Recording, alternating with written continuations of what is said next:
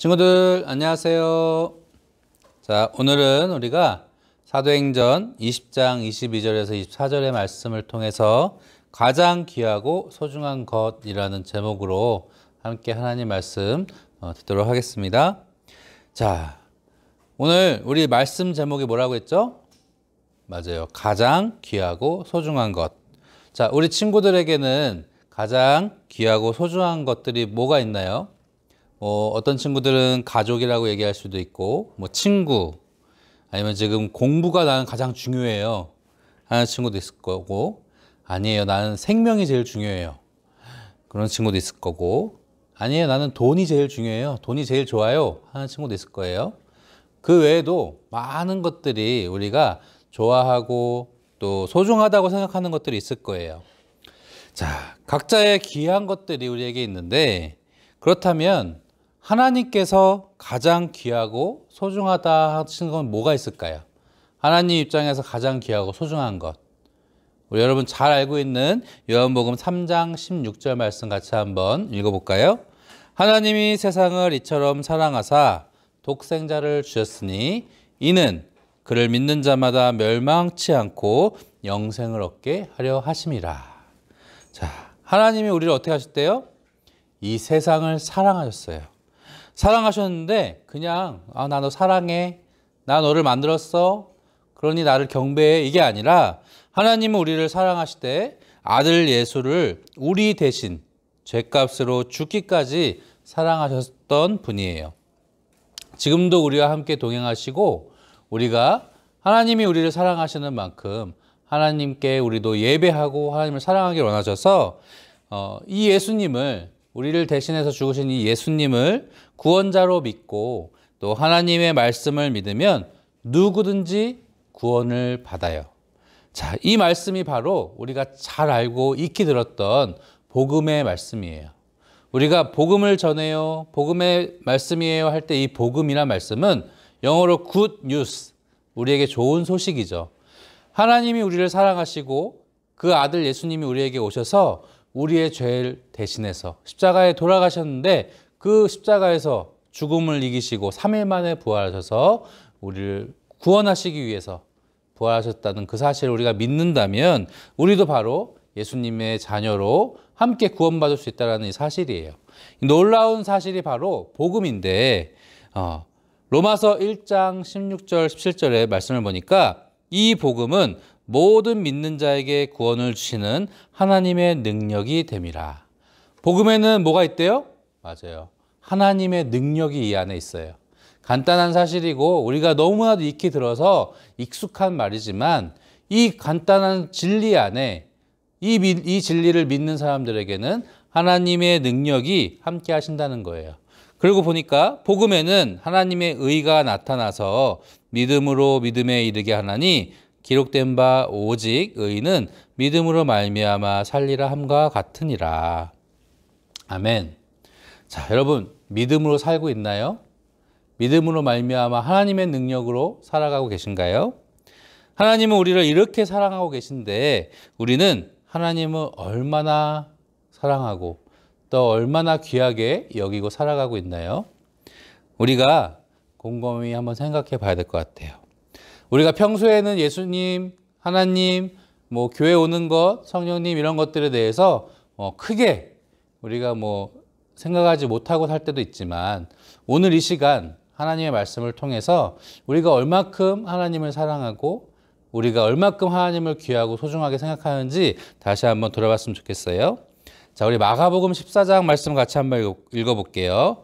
베드로가 불 쬐고 있는 것을 보고 주목하여 이르되 너도 나사렛 예수와 함께 있었도다 하거늘, 그러나 베드로가 저주하며 맹세하되 나는 너희가 말하는 이 사람을 알지 못하니라. 자, 누가 나오죠? 예수님의 수제자, 예수님의 으뜸가는 제자인 베드로가 나와요. 이 베드로는 3년 동안이나 예수님을 함께 따라다녔고, 주는 그리스도시요 살아계신 하나님의 아들이십니다 라는 유명한 신앙 고백으로 유명해요. 이런 베드로가 오늘 왜 예수님을 모른다고 하고 그 사람을 저주한다고 얘기하고 있을까요?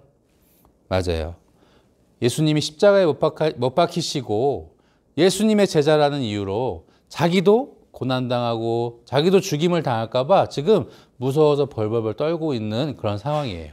그랬을 때 베드로가 예수님을 모른다 하고 예수님을 저주했던 이 모습을 보니까 어때요? 좋을 때는, 따라다닐 때는 언제고 지금은 불리하고 예수님을 안고 예수님을 믿는다고 하면 자기에게 불편하고 어려움을 당할까 봐 이렇게 예수님을 모른다고 하는 모습, 참 안 좋은 모습인데 과연 이 모습이 우리에게는 없는지, 만약에 우리도 베드로처럼 예수님을 믿고 또 교회를 다닌다는 것이 우리에게 손해가 된다고 하면 지금은 우리가 교회를 다닌다고 해서 예수님을 믿는다고 해서 크게 손해가 있거나 어려움이 있지는 않잖아요. 그런데 우리에게 최근 들어서 이 코로나 상황에서 교회에 가는 것이 참 어려워졌어요.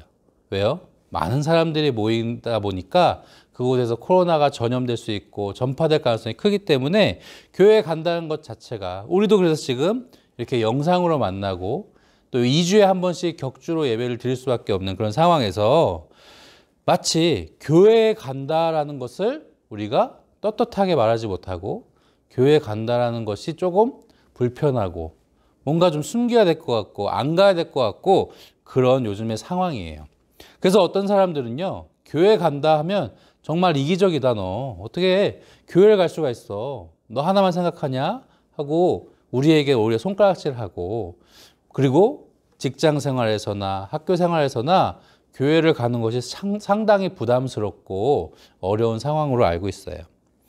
자, 베드로를 우리가 욕할 수 있을까요? 예수님을 모른다 하고 예수님을 저주했던 이 베드로의 모습이 혹시 우리의 모습은 아닐까요? 오늘 말씀에 사도 바울이 등장합니다.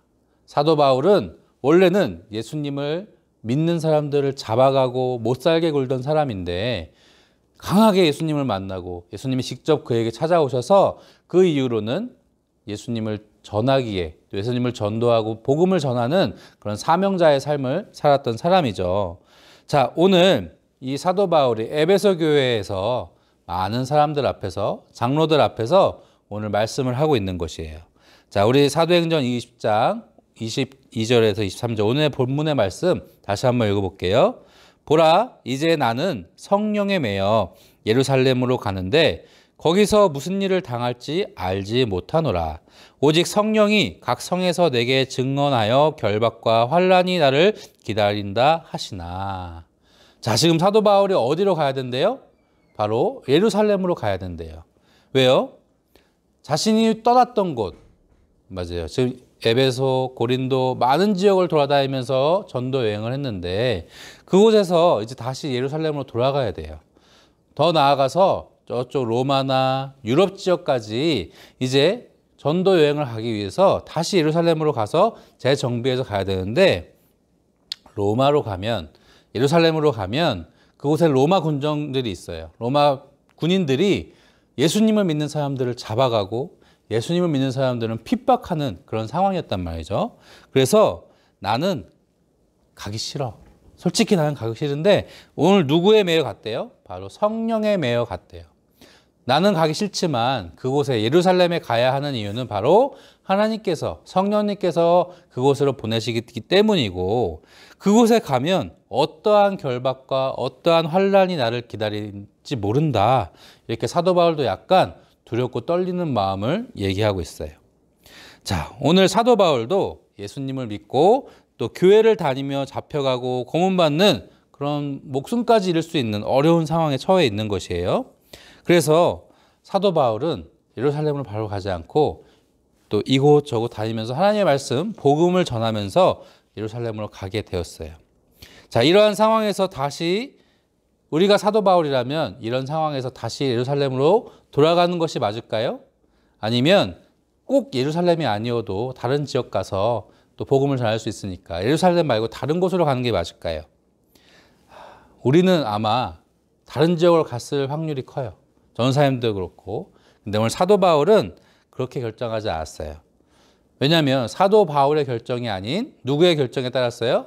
하나님의 결정, 성령님의 이끄심에 따라서 예루살렘으로 가고자 했던 것이에요. 그래서 오늘 이 그림처럼 성령님이 각 성에서 내게 증언하기를 결박과 환란이 나를 기다린다 합니다. 그러나 나는 멈출 수 없습니다. 라고 사람들 앞에서 얘기하고 있어요. 더 나아가 말씀을 보니까 20장 24절에 내가 달려갈 길과 주 예수께 받은 사명 곧 하나님의 은혜의 복음을 증언하는 일을 마치려 하면은 나의 생명조차 조금도 귀한 것으로 여기지 아니하노라. 지금 사도 바울은 뭘 걸고 있어요? 자신의 생명. 가면 진짜 잡히면 큰일 나요. 죽을 수도 있어요. 그런 어려운 상황이지만 사도 바울은 자신의 생명조차 아끼지 않고 무엇을 위해서? 맞아요. 복음을 위해서 나아갔던 것이에요. 사도 바울이 가장 귀하고 소중하게 여겼던 것이 무엇이었을까요? 바로 복음이었던 것이에요. 지금 우리가 이렇게 편하게 교회를 다니고 또 예수님을 믿는다고 말해도 잡혀가지 않는 것이 이런 사도 바울과 같은 믿음의 조상들이 있었기 때문이죠. 우리 또한 예전에 예수님을 믿으면 교회를 다니면 핍박받고 어려운 시절들이 있었어요. 일제시대나 어려운 시절에. 그럴 때 많은 신앙의 선배들은 하나님을 저버리지 않고 하나님을 배신하지 않고 목숨을 잃어가면서도 이 신앙을 지켰단 말이죠. 생명조차 아끼지 않았고 또 복음을 전하기 위해서 자신의 모든 것을 쏟았던 많은 순교자들 덕분에 우리가 이렇게 편하게 예수님을 믿고 복음을 전할 수 있게 되었던 것이에요. 자, 오늘 사도 바울이 목숨조차 아끼지 않고 전하려 했던 그 말씀이 바로 복음입니다. 오직 예수님만으로 구원받고 예수님을 믿어야 구원받는다는 이 간단한 진리가 사도 바울이 목숨조차 아끼지 않았던 복음의 말씀이에요. 우리 고린도전서 1장 18절 다시 한번 읽으면서 우리도 마음을 한번 다져볼게요. 시작. 십자가의 도가 멸망하는 자들에게는 미련한 것이요 구원을 받는 우리에게는 하나님의 능력이라. 사람들이 그럴 거예요. 아니 하나님 때문에 예수님 때문에 교회 때문에 생명을 걸어? 바보 같은 짓 아니야? 아니에요. 사도 바울이 그랬던 것처럼 많은 믿음의 조상들이 그랬던 것처럼 우리도 우리의 삶에 많은 귀한 것들, 많은 소중한 것들 중에 하나님이 있는 것이 아니고 신앙이 있는 것이 아니라 그 중에 가장 귀한 것이 바로 하나님이 되어야 되고 복음이 되어야 된다는 사실이에요. 자, 이 사실 우리가 기억하고 우리 오늘 결론의 말씀 함께 읽고 마치겠습니다. 시작. 예수님을 믿고 신앙을 지키는 것이 우리 삶의 가장 귀하고 소중한 것임을 깨닫고 사도 바울처럼 우리도 복음을 위해 달려나갈 수 있는 믿음을 갖게 해달라고 기도해요. 자, 함께 기도하고 마치겠습니다. 하나님 감사합니다. 오늘 사도 바울이 어려운 상황 가운데 처해 있지만 자신의 생명조차 아끼지 않고 복음을 위해 달려나갔던 그 모습을 우리가 함께 보았습니다. 때로는 우리도 하나님을 모른다 하고 때로는 우리도 하나님을 멀리했던 것을 주님 고백합니다. 우리도 오늘 사도 바울의 모습을 통해서 가장 귀한 것을 하나님이 우리의 삶에 가장 귀한 것이 되게 해주시고 복음을 위해서 우리도 애쓰고 힘쓰는 우리 모든 친구들 될 수 있게 하여 주시옵소서. 한 주간도 함께 지켜주실 것을 믿고 예수님의 이름으로 기도했습니다. 아멘.